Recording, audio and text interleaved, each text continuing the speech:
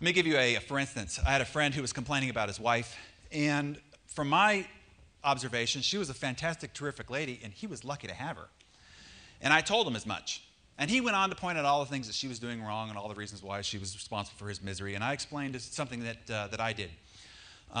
One Thanksgiving, I have a tradition where I send out handwritten Thanksgiving cards to the people that I care about. I love Thanksgiving. It's my favorite holiday of the year. And it was time for me to write my wife's. And we just gotten into a tiff, and I wasn't feeling very grateful. So I sat down with this card, and I struggled with it. And then I finally refocused my brain to think of all the things that I was appreciative, that I did care about her, that I was grateful for. And I wrote this card, and by the time I was done, my feelings for her changed entirely. And I said, what if I could feel like this every day of the year?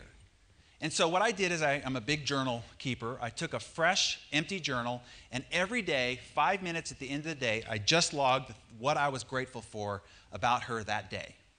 And it could have been just the great meal she prepared. It could have been the way she took care of the dogs that day, the fresh bed that she made, the way she styled her hair, my observation how she interacted with her friends, something she did for somebody else. Simple. 5 minutes a day, I did it in private. And then the next Thanksgiving, I gave her this completed journal, front to back, page for page, as a gift. And she cried. And she said it was the best gift to this day she's ever received. And her birthday, just 4 months earlier to that, she got a BMW. So she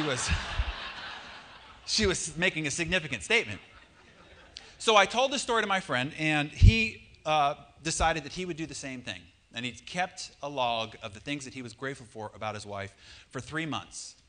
And because of what it was that he was writing about, it changed him.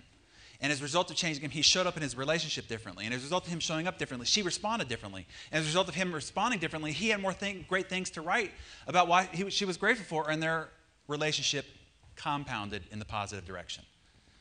And so it's all a matter of choice about what you choose to focus on. When I interviewed Joe Osteen, he said about relationships, this is a great tip, that the person that we end up becoming a life partner with can only satisfy about 80% of your needs.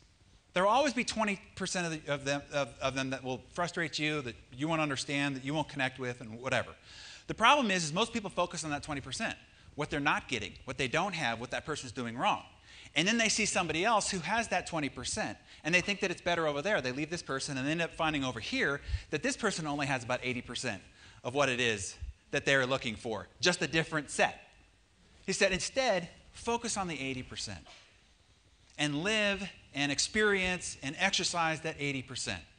Disregard the 20% because it's always going to be there. It doesn't matter.